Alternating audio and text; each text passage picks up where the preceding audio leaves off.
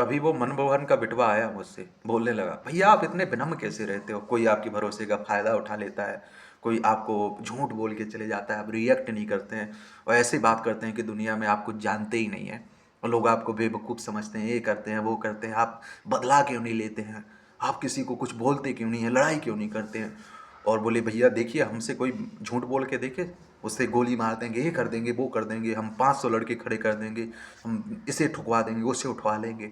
बोले किसी में हिम्मत नहीं है। तो मैं सुनता रहा बड़ा टाइम तक। तो मैंने बोला फिर क्या करोगे। तो मैंने बोला बेटवा ये अपने बाप से पूछिएगा मनमोहन से कि जो तुम्हारी उम्र है ना अभी, जो तुम अभी इस उम्र में बोल रहे हैं ना, वो राहुल 10 से 12 15 साल का था तब ये बातें किया करता था। और मैंने बोला बेटवा जो तुम बोल रहे हैं ना इस पे हमें हंसी आती है। और अपने बपवा से पूछिएगा कि वो जेल में जाने के बाद कैसा लगता है आपको। आपके बाप ने सब भुगता हुआ है तो वो जानता है। अभी तुम्हारे ऊपर नया खून है, अभी तुम्हारे ऊपर मार नहीं पड़ी हुई है और इसलिए सब बोल रहे हो गाड़ी पर वो बंदूक ये नचवा देंगे वो करवा देंगे, दुनिया भर की बातें। मैंने बोला एक 5 6 महीने अगर जेल काट के आओ ना तब मालूम चलेगा कि तुम्हारी औकात क्या है। मैंने बोला तुम्हारे बाप को दादाओं को मैंने देखा है और मैंने उनकी तरस खाया है उन्हें, इसलिए मैं विनम्र हूँ। क्योंकि मैंने लोगों से सीखा है, लोगों की स्थिति देख के, कि जब वो जेल जाते हैं तो उनके परिवार का कोई ख्याल नहीं रखता है, बच्चे रोड पे आ जाते हैं, भीख मांगने लगते हैं। मैंने अच्छे अच्छे बाहुबलियों को देखा है जो आज पानी भर रहे हैं, मिट्टी में मिल गए हैं, जो नीचे कदम रखने की बात नहीं करते थे वो मिट्टी में समा गए हैं। और मैंने बहुत सारे लोगों को देखा हुआ है और इतना सब देखने के बाद आज कह रहा हूँ कि वो जो विनम्रता में है ना भाई, वो कहीं कुछ नहीं है। और मैं इतना कहता हूँ कि मेरे अगर परिवार वालों पर ना आए आज तो मुझे कोई मुझसे क्या कर रहा है, फ़ायदा उठा रहा है, क्या कर रहा है भाई, मुझे मतलब नहीं है। उसका कर्म वो जाने, मेरा कर्म मैं जानूँ भाई, सीधी सी बात है। और दूसरी बात यार ये है, तुमसे काहे का बदला। ऐसे कोई अगर झूठ मक्कार है जो हमारे भरोसे का फ़ायदा उठा रहा है, हम उससे क्यों बदला लें। हम भगवान थोड़ी है कि हम उसे नुकसान पहुंचाएं, चोट पहुंचाएं भाई। उसका कर्म वो जाने, सीधी सी बात। हमने, हमारा धर्म हमें मालूम है, हमारे संस्कार हमें मालूम है, उन्होंने हमें, माँ बाप ने, हमारे परिवार ने हमें ये सिखाया है, संस्कार दिए, तो वो हम अपना निभा रहे हैं। और बाकी दुनिया भाड़ में जाए, हमें क्या मतलब है उससे। और दूसरी बात रही, कोई समझता है चालाकी कि हम चालाक हो गए, वो चालाकी से सब कुछ कर गए, हमें समझ में नहीं आया। बेटा बहुत कुछ समझ में आ जाता है, वो रिएक्ट करने की आदत नहीं है। समझ में आता है, सब कुछ समझ में आता है। तुम झूठ बोल रहे हो, तुम चालाकी दिखा रहे हो। वो एक दिन उसका विनोद का बेटवा नहीं मिला था, बोला भैया वो आपने सुना जिसे आप सुन रहे थे वो झूठ बोल रहा था आपसे। मैंने बोला मुझे पता है। तो बोले भैया आपने रिएक्ट क्यों नहीं किया। मैंने बोला उसकी शक्ल देखकर मुझे तरस आ रहा था और मैं जानता नहीं हूँ कि वो झूठ बोल रहा है, वो हमारे भरोसे का फायदा उठा रहा है, झूठ बोल के हमसे ऐसा काम करवा रहा है। फिर भी मुझे तरस आता है, मैंने बोला उससे। और बात रही बदले की या रिएक्ट करने की, 100% छोड़िए। अगर वो 0.1 वो नहीं 0.1 आएगा ना, उतना भी मैंने रिएक्ट कर दिया तो बहुत कुछ बिगड़ जाएगा भाई तुम्हारा। और बोले आप डरते हो भैया, ऐसा लगता है लोगों से। घंटा डरते हैं। तो बोले कि मैंने कहा बाप से नहीं डरते हैं। तो बोले वो अपने बाप से तो कोई नहीं डरता। मैंने बोला तुम्हारे बाप की बात कर रहा हूँ मैं, अपने मनमोहन से पूछिएगा कि क्या राहुल डरता है किसी से। वो मौत को पहले श्राद्ध कर्म करके बैठा हुआ है और डर मौत मौत का रहा ही नहीं। हम अमर तो है नहीं कि भाई अमर हो जाएंगे, आज मरना है 10 साल बाद मरना है और कभी भी मरना है। हम तो भाई पूरी जिंदगी, अभी इसी मौत आ जाए ना मौत तो वो हमारे अंदर वो नहीं है भाई, मत मारिए मत मारिए भाई, ले चलिए ना, चलते हैं। खुशी से जा रहे हैं ना, 100% अपनी जिंदगी जी के जा रहे हैं, जो किरदार मिला उसे 100% निभा के जा रहे हैं। यही तो जिंदगी है। लोग कहते हैं कि भैया तुम्हारे पास ये नहीं है। मैंने बोला साले तुम्हें वो दिख रहा है जो नहीं है, वो तो देखो जो हमारे पास है दुनिया में वो नहीं है। एक खुशी है ना हमारे पास। कभी मेरा चेहरा उतरा हुआ देखा है किसी ने? कभी मुझे रोते हुए देखा है किसी ने? कभी नहीं देखा। और मैं कह रहा हूँ कि अंतिम समय में भी, अंतिम सांस चल रही होगी उस समय भी हमारे चेहरे पे खुशी ही मिलेगी भाई, हंसी मजाक ही मिलेगा। और दुनिया में मैं रोने वालों में से नहीं हो, कहीं ऐसा कर दिया वो रोना बैठ गया भाई, ऐसा नहीं करना चाहिए। अरे तुम्हारा काम ऐसी तैसी कराओ ना, करी किया तुमने, हम क्यों बोल लेके बैठे रहे, सीधी सी बात है। और हमें गुस्सा नहीं आती है भाई, मैं हकीकत कह रहा हूँ, मुझे तरस आता है, सीधी सी बात कर रहा हूँ। क्योंकि मैं जानता हूँ कि मेरे भरोसे का फायदा उठा के, 2 4 पैसे का फायदा उठा के, और कुछ अगर उखाड़ लोगे तो मुझे लगता है उससे अच्छा है कि तुम मेरे साथ जुड़े होते, तो बहुत कुछ मिल जाता है आपको भाई। मैं हकीकत बात कर रहा हूँ।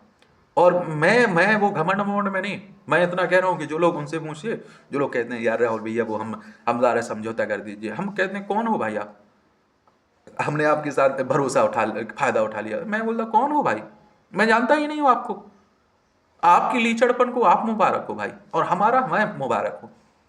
और दूसरी बात, मुझे याद रखने की जरूरत नहीं है। मैं कई कोई बोल रहा था भैया आपने हमारे बारे में ये बोला, मैंने बोला बोला होगा तो सच ही बोला होगा, और बोले कि वो गलत बोला है, मैंने बोला छोड़िए ना, अगर बोल दिया मैंने बोला वो सच बोला और वो तुम्हें मालूम है कि राहुल ने बोला होगा, तो फिर बोला होगा, फिर जो उखाड़ना है उखाड़ लीजिए भाई। तो वो मुझे दिखावा करना कि दूसरे की चप्पल पहने जूता पहन के दिखा रहे हैं, दूसरे की गाड़ी बैठ के खिंचवा रहे हैं फोटो, दूसरे का गन लेके खिंचवा रहे हैं, वो नहीं है हमारे अंदर भाई। और ये तुम अपने बाप से पूछेगा, मैं वही तो कह देता हूँ कि तुम अपने बाप दादाओं से पूछिएगा कि वो लड़का कैसा है, और वो कभी अपना लोगों का फायदा उठाया है। मैंने अपने घर में जो है उन चीज़ों का फायदा उठाया नहीं, उठाया ना भाई, रुतबा ही नहीं है। कोई कह रहा था भैया बुरे दिन आ सकते हैं तुम्हारे, घंटा आएंगे बुरे दिन। अगर 100 रुपये 150 रुपये की चप्पल पहनने वाला इंसान के बुरे दिन आएंगे तो क्या चप्पल पहनना छोड़ देंगे भाई? लोवर टी शर्ट में रहने वाला लड़का अगर बुरे दिन आएंगे तो भाई को लोवर चड्डी और बनियान में आ जाऊंगा थोड़ी, अरे छोड़िए ना, बेहतर इंसान हो। और जो तुम जिनसे तुलना करते हो उनसे 1000 गुना आगे हूं मैं, बहुत कुछ में, जो मेरे पास है वो उनके पास नहीं है, और जो मेरे पास है वो स्थायी है हमारा।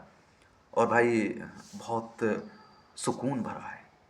तो वो क्या ही कह रहा था, बोले भैया उसके बच्चे बड़े तरक्की कर गए, आप नहीं कर पाए।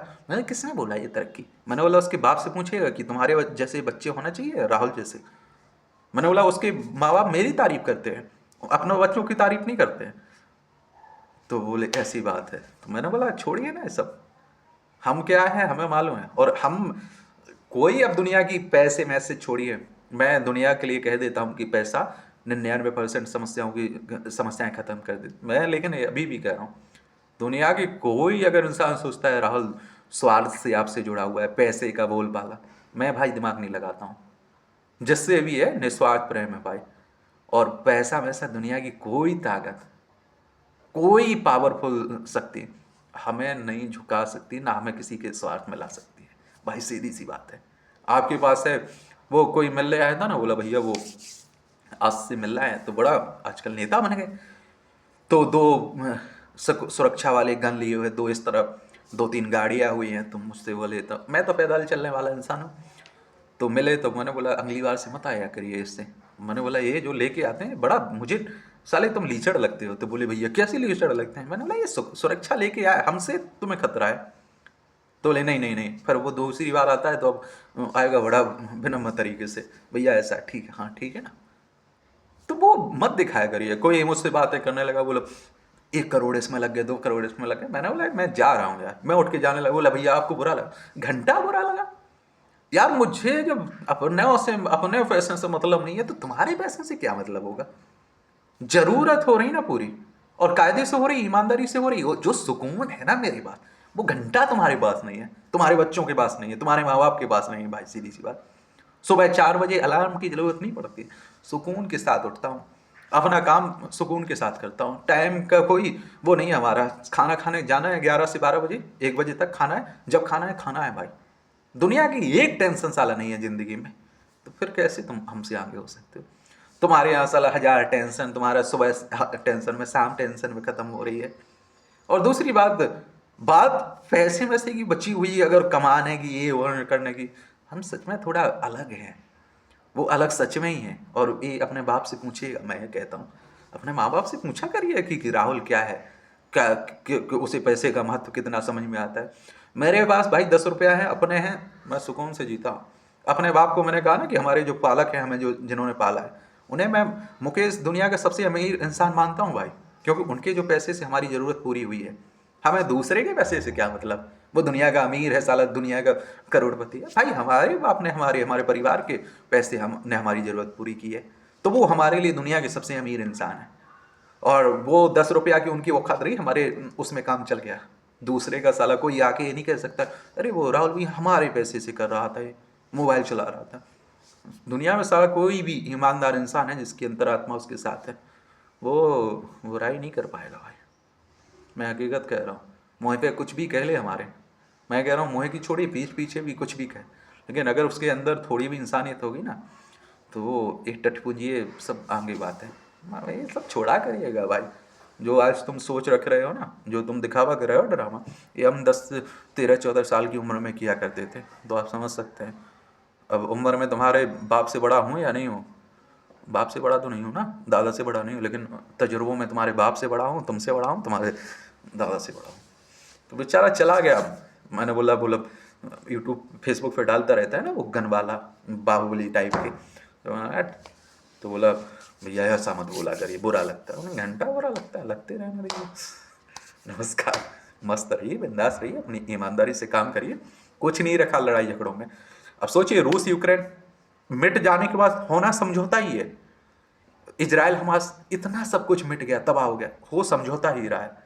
कोई लड़ाई का हर सॉल्यूशन, समस्या क्या समाधान किस तरह से समझौता से होता है। मैंने इतने बड़े बड़े लोगों से मिला हूँ, बाहुबलियों टाइप से, हत्यारों से, सब तरह से, वो अंत में पछताते हैं। समझ में आया? जो कुछ नहीं देखते थे अपनी उम्र में, जवानी में, वो आज रो रहे बैठ के, वो कहते हैं राहुल भैया ऐसा नहीं होना चाहिए था। हम ऐसे हत्यारों से मिले जिन्होंने अपने परिवार को मिटा दिया, लोगों को मारा, दुनिया सरकार से टक्कर ली, वो आज ये कहते हैं कि भैया ऐसा नहीं, बहुत बुरा होता है इसका नतीजा। तब जाकर इतने तजुर्बे मैं कह देता, आज छोड़ो ना, कोई कहता है ऐसा है, मैं कहता देख लेना, जो करना उखाड़ लेना, उससे नहीं क्यों बोलना भाई। और किसी की साले की इतनी तो औकात है ना कि आके मारने लग जाए, इतना तो नहीं है ना। तो विनम्र रहिए, हर हाल में अच्छे रहिए। नमस्कार।